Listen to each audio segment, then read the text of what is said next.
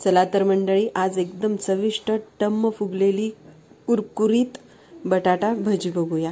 तर बटाट्याचे पातळ काप करून घ्यायचे आणि यांना सगळ्या बाजूनी व्यवस्थित नीट मीठ लावून चोळून घ्यायचे आणि हे 5 ते 10 मिनिटासाठी साइडला ठेवायचे।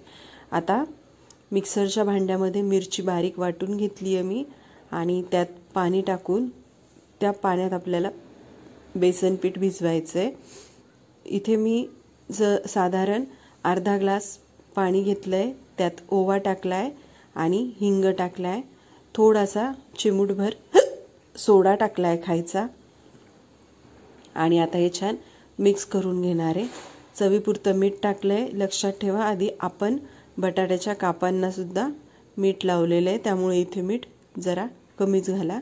आता यात डाळीचं पीठ टाकून घेणार आहोत।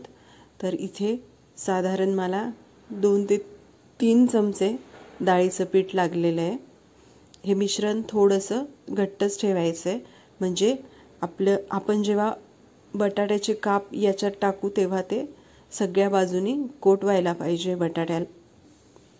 आता कढईत तेल घ्यायचंय, तेल छान कडकडीत तापून घ्यायचंय आणि त्यानंतर गॅस मीडियम आचेवर ठेवायचा आहे। आता बटाट्याचा एक एक काप घेऊन पिठात घोळवून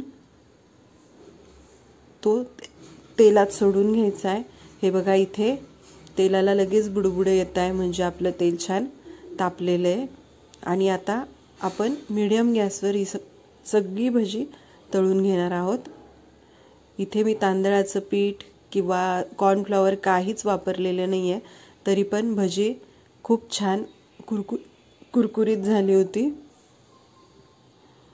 हे बघा, इथे तेल भरपूर घ्यायचं आहे, म्हणजे आपल्याला भजी छान उलटता येतात। आणि बघा, इथे भजी अजिबात एकमेकांना चिकटलेली पण नाही आहे। आता इथे झाऱ्यानी भजी पलटून घेऊ आपण। बघा, भजी टाकल्याबरोबर छान फुललेली आहे। आता इथे भजी पलटून घेणार आहोत आपण। खालची बाजू छान तळली गेलेली आहे। आता 2 ते 3 मिनिट वरची बाजू पण तळून घ्यायची आहे छान। तुम्ही कोणत्या प्रकारे बटाटा भजी करतात ते कमेंटमध्ये मला सांगा आणि ही रेसिपी आवडली असेल तर ट्राय करा आणि कमेंटमध्ये नक्की सांगा।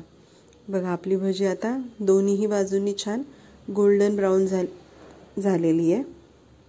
आता ही आपण प्लेटमध्ये काढून घेऊ। चॅनलला लाईक करा, सबस्क्राईब करा आणि शेअर करायला विसरू नका। परत एक भेटूया नवीन रेसिपी सकट। तोपर्यंत स्टे ट्यून।